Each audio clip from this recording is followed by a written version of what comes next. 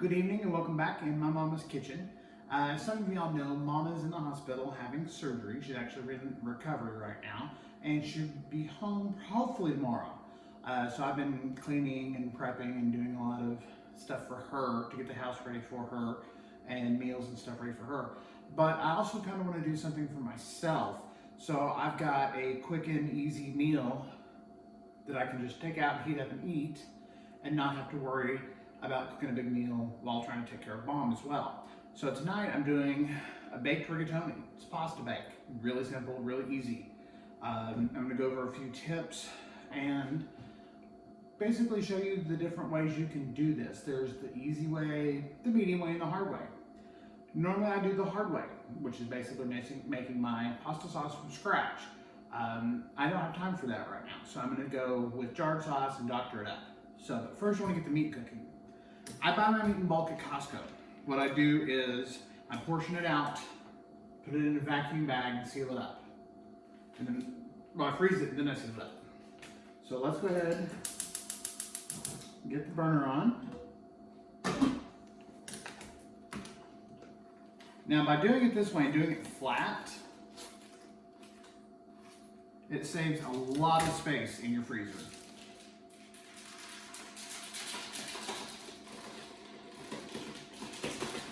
Doesn't really want to come out that easy tonight. All right, so let me.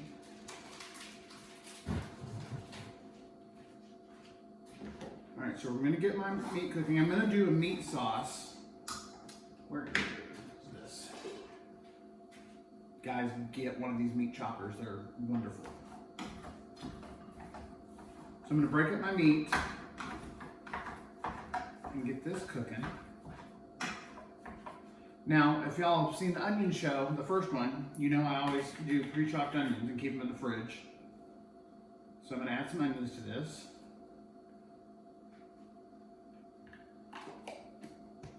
And we're gonna add some spices. Start off with some salt. About a teaspoon per pound, and this is a little over a pound. So I just added 1 teaspoon.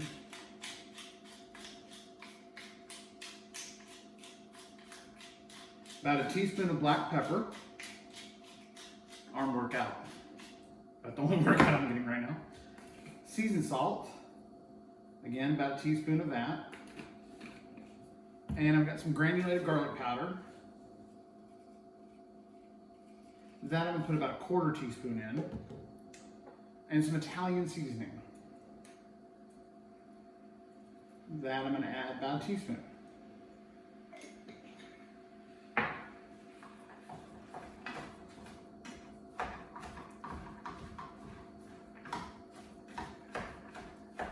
This is a baked dish. It's actually one of the first things I ever really learned to cook and absolutely love it. And this meal is also at the request of the lovely Shannon. She asked me to make this and show her how to make this. So I'm making this for her.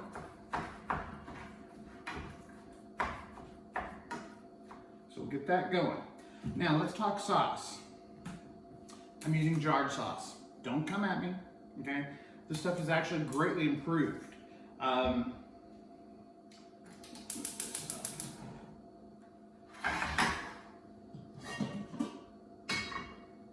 I love homemade sauce, but again, I don't have time for that. So I'm gonna add that into my pot. Now, there's a lot of sauce on here, so I'm gonna rinse this out with some beef broth. And this is all just gonna add to the beefiness of the sauce.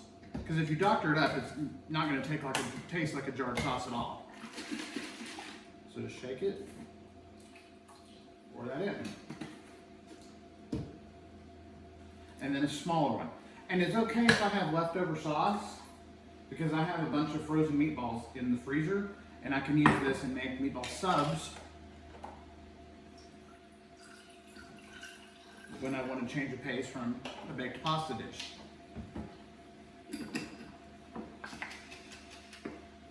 And I'm using the tomato, garlic, and onion. Nothing splashes more in a kitchen than spaghetti sauce, I swear.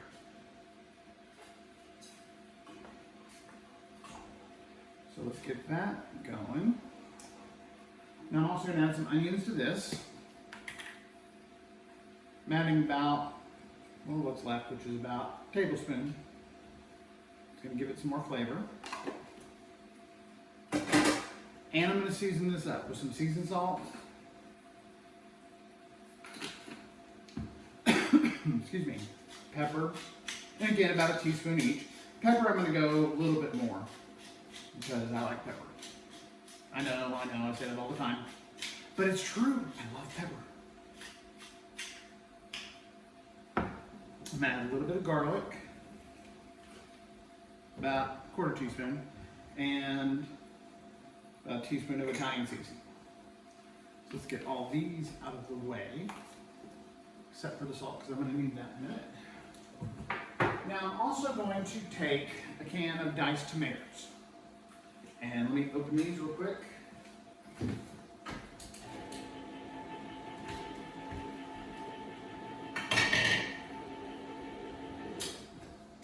And I've got a mini food processor over here.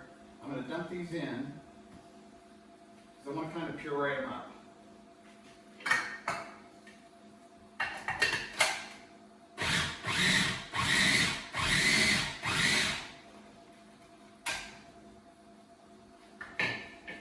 So I've got those pureed up and I'm just going to add that in. That's going to give it a little bit of freshness. You can use fresh tomatoes. I just don't have any on hand. And add all this in.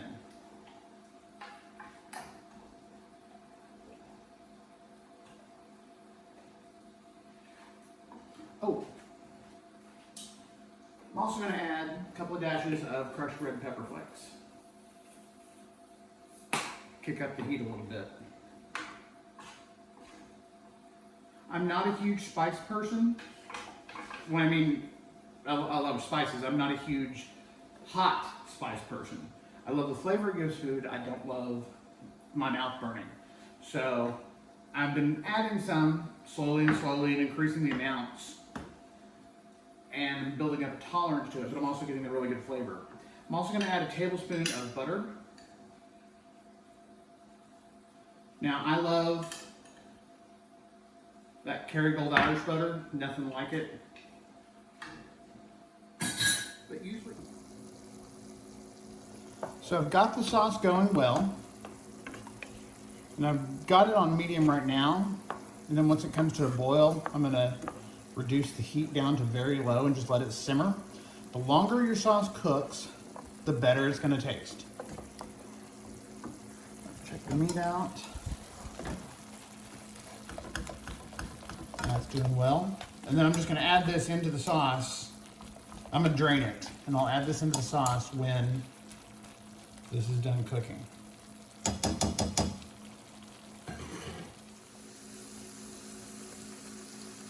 The ground beef is cooked, so now I'm going to add this into the sauce. Turn that back burner off. And then I'm going to let this cook probably for a good 30 minutes.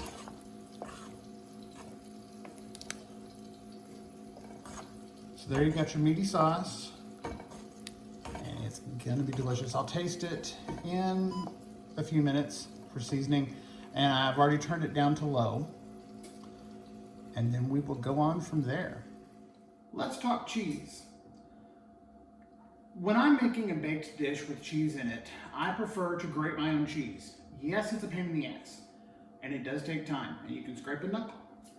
But I don't like buying pre-grated cheese because of the fact that they add potato starch, cornstarch, and even cellulose, which is a wood pulp. They do that as an anti-caking agent to keep it from going back into a block.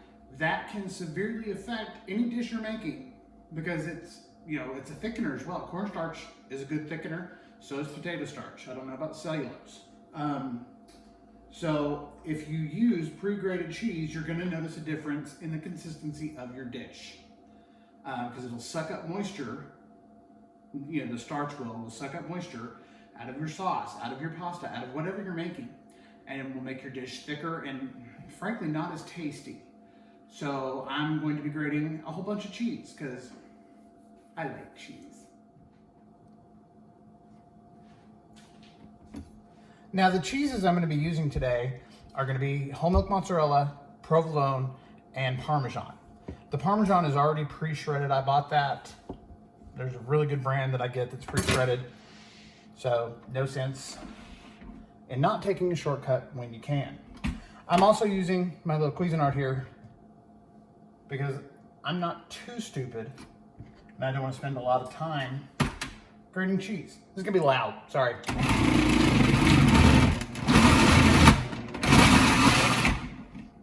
And what I'm doing is I'm alternating mozzarella and provolone so it mixes it up in there.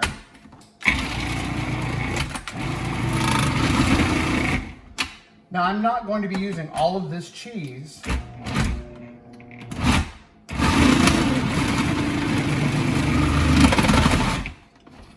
in this dish. So I'll have some pre-shredded that I can just save in a bag in the fridge or the freezer.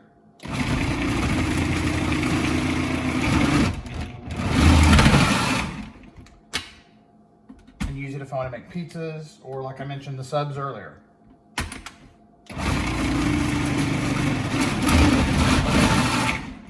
Do the work once.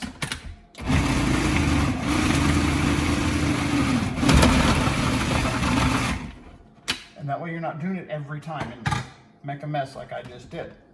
Oh, look, a piece of cheese.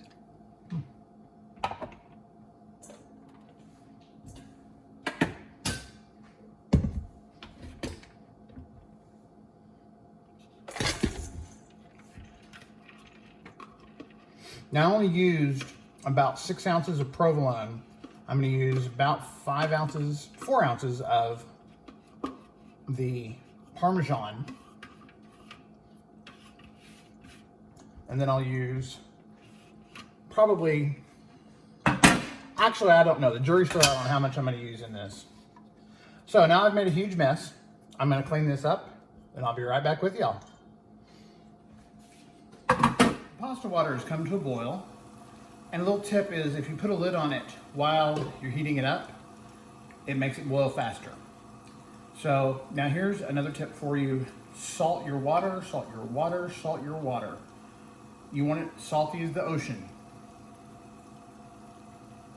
This is the only chance you get to really get some flavor into the pasta itself. And it does make a huge difference in any of your pasta meals, any pasta you're doing. So I'm adding in a pound of rigatoni. And then you stir it right away so it doesn't stick together. Some people put oil in their water, some don't. Depends on what I'm making. I want the sauce to stick to the pasta, so I'm not adding oil to it.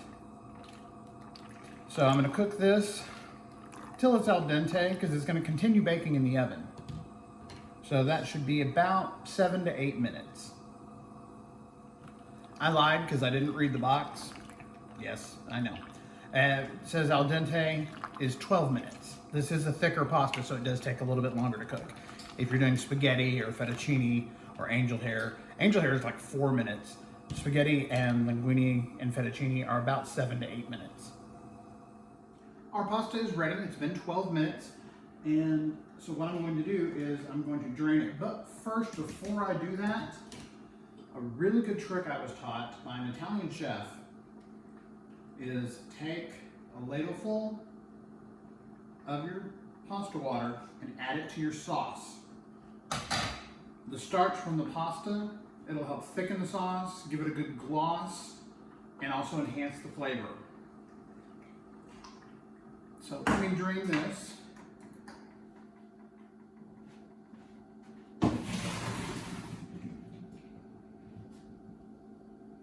Ooh, facial and fog glasses, never fails.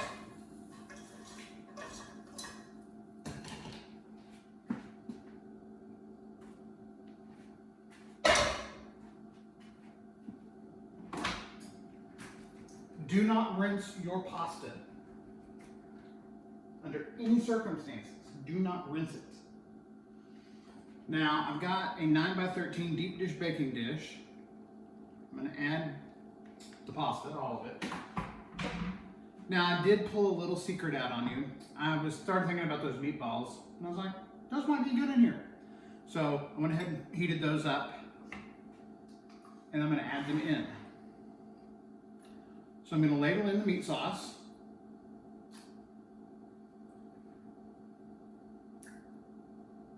You're going to have more meat sauce than you'll have leftovers. But it also works because if your pasta does get dry, you can always heat up more meat sauce and pour it over it. So that's 6, 7, lost count.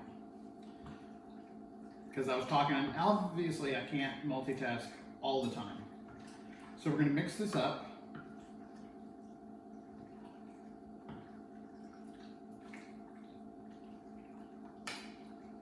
And I see that it needs more, and I'm splashing pasta sauce everywhere. It's part of the fun of cooking. So I'm going to need some more, so let's add 2 more. Now, as this bakes, I'm going to add 3. The pasta will continue to absorb liquid from your sauce. So don't be afraid to get it just a little bit over-sauced. And also the cheese will also thicken this up as well. So here's the rigatoni. Trying to keep from fogging up the camera. And I think, see, splash. I think you could use just a little bit more.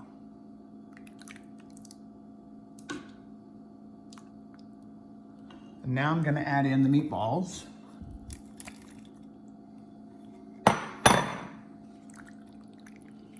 Try to spread those out. So we've got a meat sauce and meatballs. And I'm gonna be eating good this week. Now, one of my secrets is I take a handful or 2 of the cheese and mix it in. And this is going to give me an idea as to if I need to add more sauce. Which I can already tell it's going to need more sauce. But I'm okay with that. As you can see, it's getting thick. That's what the cheese does. So this is a good guide to tell you if your pasta dish is going to turn out thick or very saucy. So I'm going to add, well, let's go for 3. And then mix it up again. And another little secret, wipe down your edges before you put it in the oven. Makes for much easier cleanup.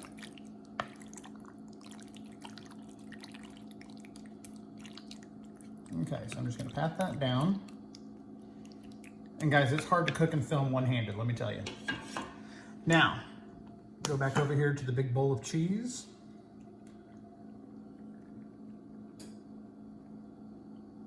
And spread it on. You put as much cheese on there as you want. It's your pasta dish.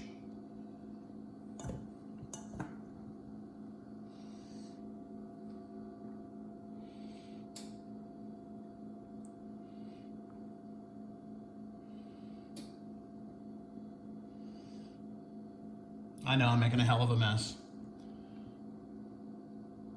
but I'm trying to get all this done.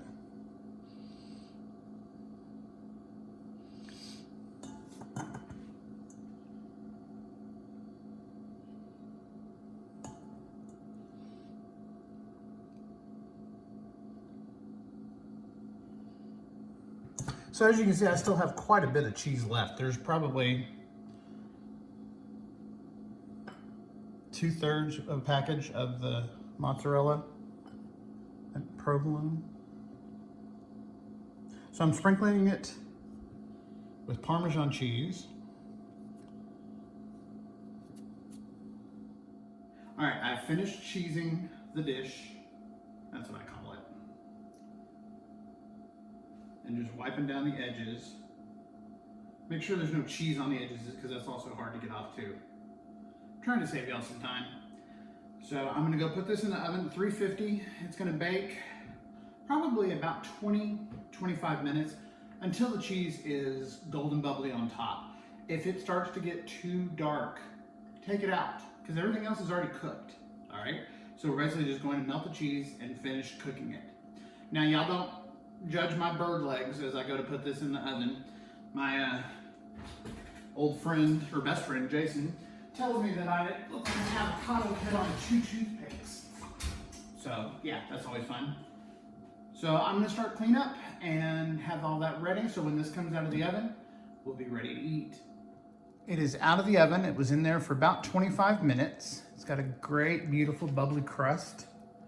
And it's gonna sit for about 15 minutes. So, because otherwise it's too hot to eat and it'll burn the hell out of your mouth. While that does sit and rest, I'm going to go ahead and put my garlic bread in the oven. And I'm just using store-bought garlic bread tonight because I don't have time to make it from scratch pretty much. So we'll be back in a few. Let's dish this up. This is not like a lasagna, so you don't have to worry about it being in layers.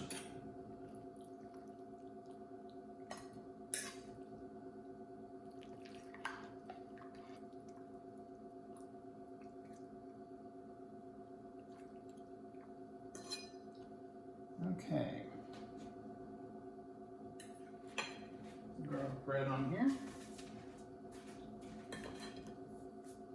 It's time to eat. Even after sitting for 15 minutes, this is still, you can still see there's steam coming up off this. So let's try a bite.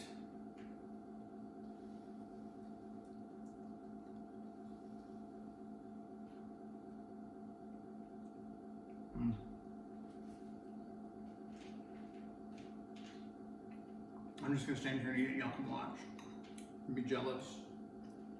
Actually, I hope y'all make this. It's so easy to do. And as you can see, I've got leftovers for the week. You don't have to put meat in it. You can put chicken. You can put mushrooms and vegetables instead. Make it how you want it. It's just a good way to start off. Get a feel for it, get a taste for it. If you don't eat meat, do it with vegetables. Saute up some mushrooms and some onions. And you can also put chunks of tomatoes in there. And it'll still be very delicious. But this is just a beef rigatoni pasta bake. So, okay, and cheese, a lot of cheese. Actually, not a lot, but good amount. So, hope you'll enjoy it. Please like and subscribe. And we'll keep bringing more videos to you. And Mom will be back soon, and she'll be joining me in the kitchen after she's fully recovered. So, you'll get to see all that. So I hope y'all have a great night. Enjoy your dinner and try it out. Thank you.